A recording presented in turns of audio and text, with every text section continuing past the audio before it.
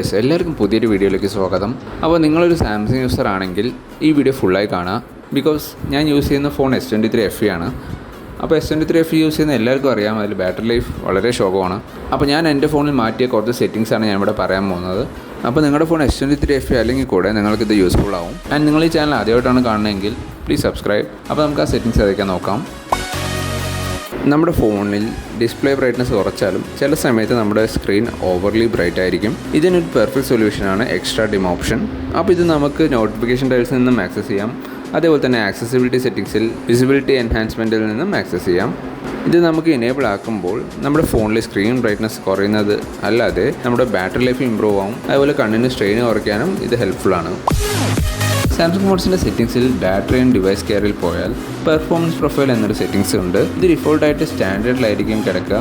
ഇതിനെ ലൈറ്റ് മോഡിലേക്ക് ആക്കണം. അപ്പോൾ ഇത് ഇനേബിൾ ആക്കുമ്പോൾ നമ്മുടെ ഫോണിൻ്റെ പെർഫോമൻസ് കുറയും. ആൻഡ് അപ്പോൾ ഇതുകൊണ്ട് നമുക്ക് ബാറ്ററി ലൈഫ് ഇൻക്രീസ് ചെയ്യാൻ പറ്റും. പിന്നെ ഈ ഓപ്ഷൻ ഇനേബിൾ ആക്കി പറഞ്ഞിട്ട് നമ്മുടെ ഗെയിമിങ്ങിനെയോ ഒന്നും അഫക്റ്റ് ചെയ്യില്ല. അതേപോലെ തന്നെ നോർമൽ യൂസേജിലാണെങ്കിലും വലിയ ഡിഫറൻസ് ഒന്നും വരില്ല. നമ്മൾ മിക്ക ആൾക്കാരും NFC ഉപയോഗിക്കാറില്ല. പക്ഷേ അതല്ല, നമ്മുടെ ഫോണിൽ ബാക്ക്ഗ്രൗണ്ടിൽ ബാറ്ററി നന്നായി വലിക്കും. അപ്പോൾ ഇത് ഡിസേബിൾ ചെയ്യാൻ വേണ്ടി സെറ്റിംഗ്സിലേക്ക് പോവാം. അവിടെ കണക്ഷൻസിൽ NFC ഓഫ് ചെയ്യാനുള്ള ഓപ്ഷൻസ് കാണാം. ഇത് ഓഫ് ചെയ്ത് വയ്ക്കുക, ബാറ്ററി ലൈഫ് ലാഭിക്കാം. അടുത്തതായിട്ട് നമ്മൾ ആരും ഒരുപക്ഷെ ശ്രദ്ധിക്കാത്തൊരു സെറ്റിംഗ്സ് ആയിരിക്കും ഇത്.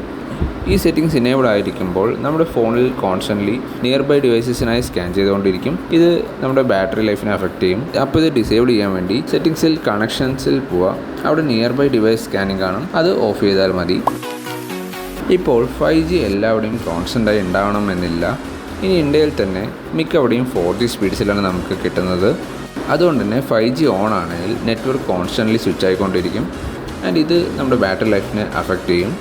അപ്പോൾ ഇത് സോൾവ് ചെയ്യാനായി 5G മാറ്റി 4G ഓൺലി ആക്കിയാൽ മതി. അപ്പോൾ അതിനായിട്ട് സെറ്റിംഗ്സിൽ കണക്ഷൻസിലേക്ക് പോവുക. അവിടെ മൊബൈൽ നെറ്റ്വർക്ക്സിലേക്ക് പോവുക. എന്നിട്ട് അവിടെ നെറ്റ്വർക്ക് മോഡ് LTE ഓൺലി ആക്കിയാൽ മതി. അപ്പോൾ ഇതെല്ലാം സിമ്പിൾ സെറ്റിംഗ്സ് ആണെങ്കിലും ഇതൊക്കെ മാറ്റുമ്പോൾ നല്ല ഡിഫറൻസ് ബാറ്ററി ലൈഫിൽ ഉണ്ടാവും. അപ്പോൾ ഈ പറഞ്ഞ സെറ്റിംഗ്സ് അല്ലാതെ നമ്മൾ നോർമലായി ചെയ്യുന്ന പോലെ റിഫ്രഷ് റേറ്റ് കുറച്ചാലും അതുപോലെ തന്നെ ഡാർക്ക് മോഡ് ഉപയോഗിച്ചാലും ബാറ്ററി ലൈഫ് നമുക്ക് ഇമ്പ്രൂവ് ചെയ്യാൻ പറ്റും. അപ്പോൾ ഈ പറഞ്ഞ സെറ്റിംഗ്സ് എല്ലാം നിങ്ങൾ ട്രൈ ചെയ്തിട്ട് വർക്കിംഗ് ആണെങ്കിൽ താഴെ കമൻറ്റ് ബോക്സിൽ പറയൂ. അപ്പോൾ അത്രയും പറഞ്ഞുകൊണ്ട് എൻ്റെ പേര് ആകാശ്. നിങ്ങൾ കണ്ടുപിടിക്കുക tech rooted and I'm signing out. Watch me as I take off. I'll be working until I have all of my days off. Then I'm surfing in California when I'm paid off.